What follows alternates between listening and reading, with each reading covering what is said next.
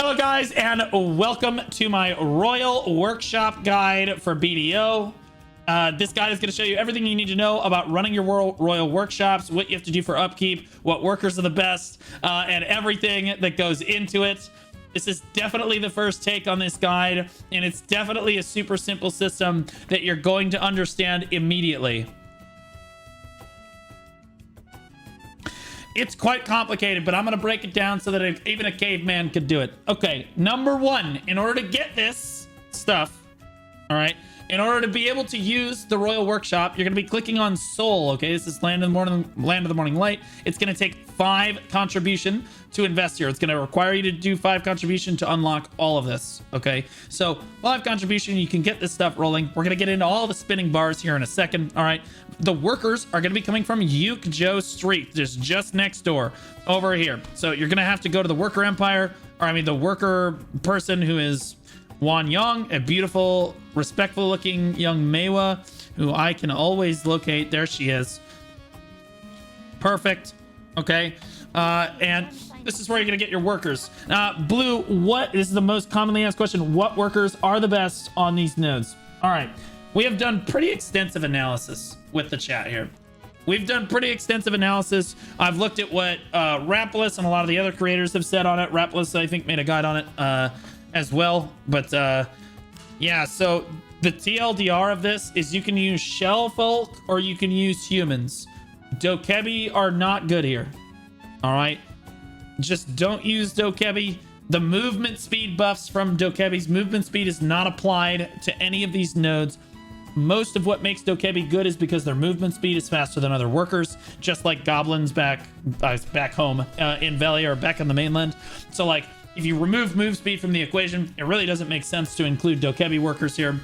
Shellfolk have a 68% increase on production for the resource nodes. So Shellfolk are obviously objectively going to be better. For the green nodes that you see here, you'll notice there's 2 types of nodes here. There's green, green, green, green. There's 4 of them. Okay. And then there's 4 yellow ones as well. 1, 2, 3, 4. The yellow ones are production nodes. So they're going to be, your workers are physically going to be crafting items from stuff that you have in storage in Yukjo Street on the yellow nodes. So the idea is to try to keep the yellow nodes working at all time, and your green nodes are basically going to be constantly pumping out production. They're gathering nodes. The green ones are gathering nodes that basically, they're just like normal nodes that you would find out in the world where it's got work time on them and stuff, except that they don't have move speed involved this time. So it's gathering resources, but yeah. Okay, so how do you get workers? How do you get... Okay. Oh, before I address that. Ideally, you have Shellfolk on the green and probably humans on the yellow. However, I will say you can just go all humans. All right. You're still going to get worker sacks from this, and workers getting more worker sacks is going to make you more money.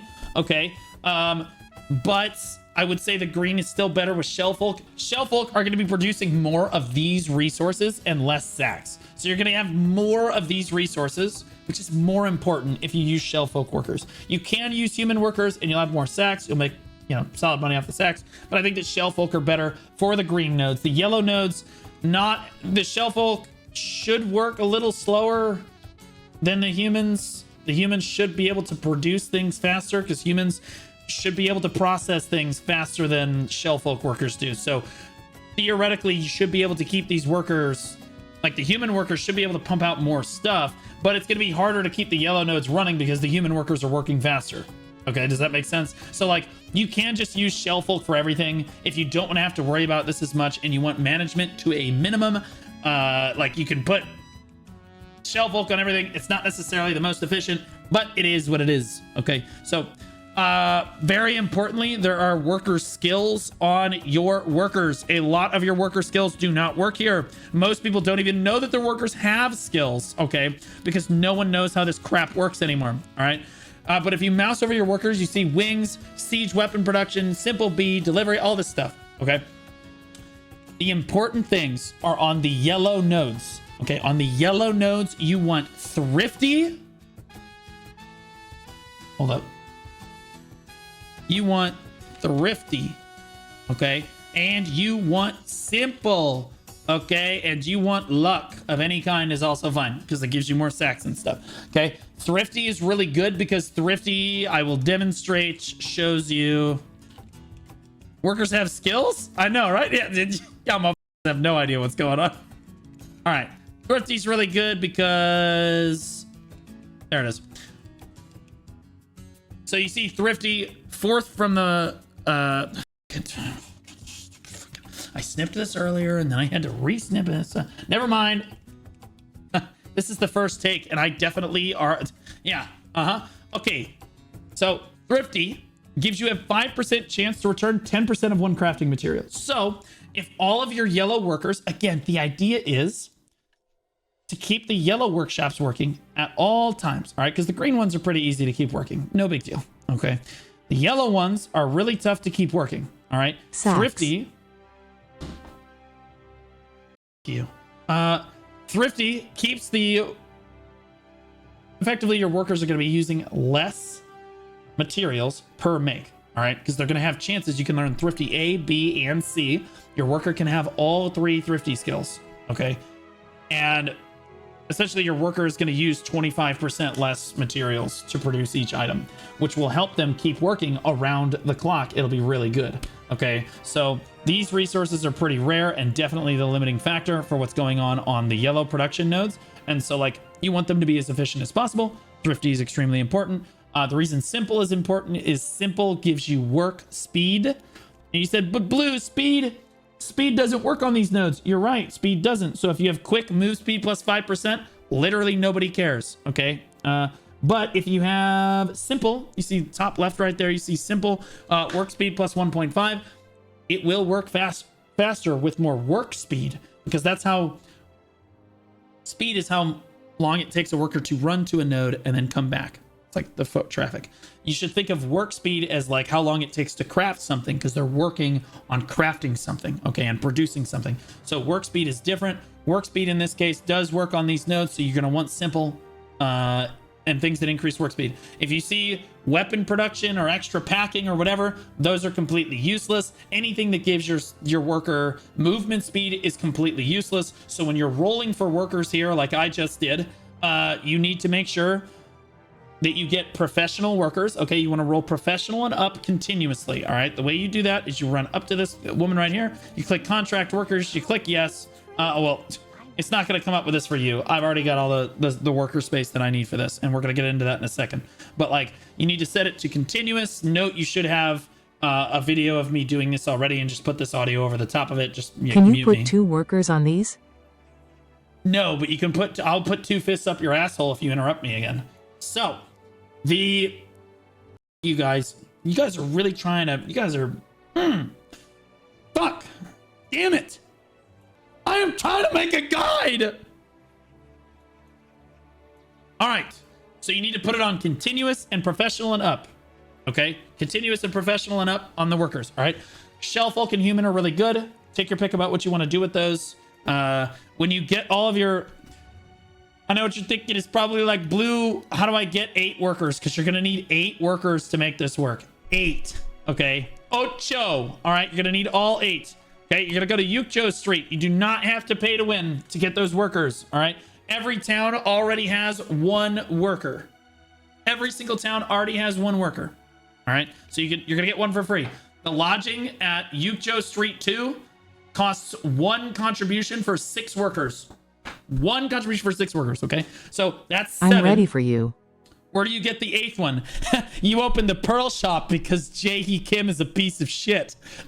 Realistically, you can just go next door to Yukjo Street and pick up another one for 1 contribution. If you really want to be stingy about it, you can just buy extra worker lodging off the worker shop or off the Pearl Shop. I chose not to do that. Whatever. No big deal. Okay, but there's where your 8 workers are coming from. So total here, contribution investment, you're looking at 7 contribution invested to get all of the worker lodging you need. And then the production that you need. Okay. Now, in order to level up your workers, you can take nearby nodes and level them up nearby, because leveling up workers, basically, it takes time. The worker has to complete cycles of work time in order to level up. And so the faster cycle you have that worker on, like if it's a 15-minute runtime, for example, the faster that worker is going to level up. These runtimes are like 2 hours a piece. It's really long. So these workers are going to take forever to level up. Okay, they just are. And that sucks, but it is what it is. I put my green ones to work, my green workers to work about 2 days before I put the yellow ones to work. So the green ones should be outpacing the yellow, and they should be able to keep up with production, but we'll see. But yeah, that's how you level them up. The most efficient way to level up to an artisan worker is you get them at professional, you level them up to level 20. At level 20, you promote them twice. If they do not upgrade to artisan, it's okay. You're going to sell it to another player who is also okay. So you're just going to go, you're going to vendor that. You can either fire them or vendor it or sell it to another player who thinks that they're going to be good, whatever, and then just get another professional worker and start over again. All right. So at level 20, that's when you want to do that. If they hit artisan, they're going to level up again. Amazing. You're done. You don't have to worry about it anymore. And now that they're artisan, you can go ahead and once they hit level 30, you can start re-rolling skills on the worker. Okay, so re-rolling skills on the worker, did I already go over this? I don't know if I went over this or not. I don't think so. To re-roll skills on a worker, they have to not be working on something. So I'm going to end this guy's task. You click change skill. You're going to see a current EXP tab right here. Okay, if that number is above 20, again, they have to be over level 30 to do this. If they're over level 30, they're going to start accumulating EXP and you can re-roll these skills. Okay, as long as they have over 20% EXP, you can re-roll these skills. Again, you want to re-roll to Thrifty and Simple and Lucky A, or Lucky Guy. Yeah, this is how you this is how you change worker skills. You can only do that at level 30, but once it's an artisan. Okay, all right, we're done. Okay, now we know how to get our workers and we're ready to go. Now we're going to talk a little bit about the production nodes themselves. The nodes themselves. Okay, so green. All right. The green nodes are the resource production nodes. This is an extremely predatory system. You need to be very careful in these menus. All right, very, very careful in these menus. When you click this little refresh button, it's going to ask you, oh, sure, you can refresh it. Do you have 50 pearls? Okay, it's going to let you refresh as many times as you want if you want to spend 50 cents every single time you want to do it. Okay, and it's going to be super pay to win. All right, and the reason is every single day, your goods that the worker is gathering from this node are going to refresh. You're not going to get to select the one that you want to get. You don't get to select it. It selects for you, and you can refresh it once manually per day without spending pearls, or as many times as you want via RNG with pearls. Okay, and on this first one, it doesn't seem very good, and you're like, oh, okay, well, that's not that big of a deal, you know, all of this other stuff is whatever, nobody really cares. Okay, but when you get down here to the very important buffs, you'll see that energy recovery plus 50, weight limit plus 100 for 3 hours, which means that you can permanently gather all the time with this buff. Okay, this one gives life skill mastery plus 500 and weight plus 100.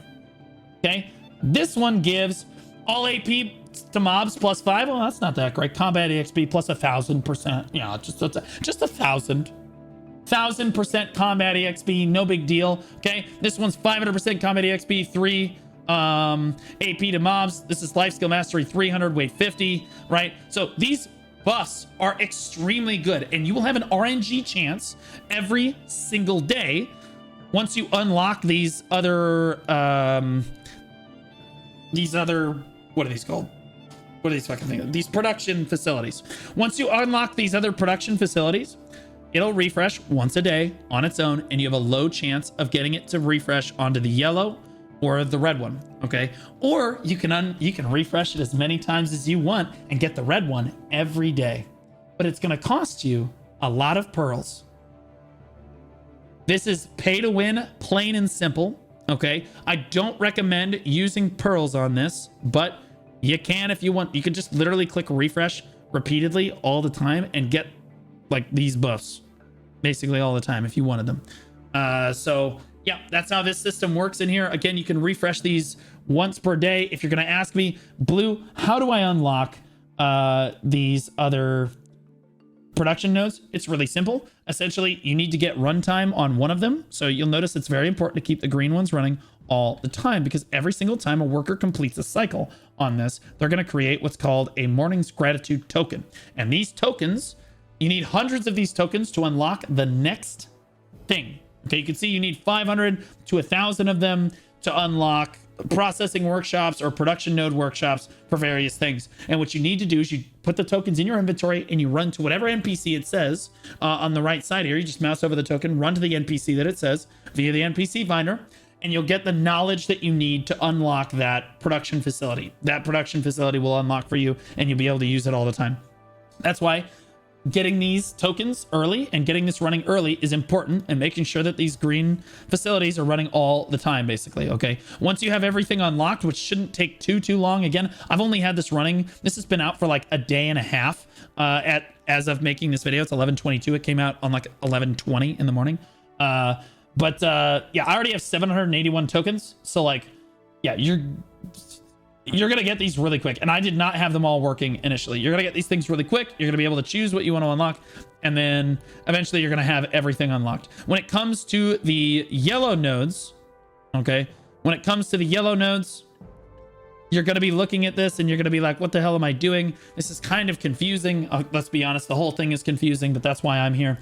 Up in the top right here, this is what you need to get this node to process. Okay.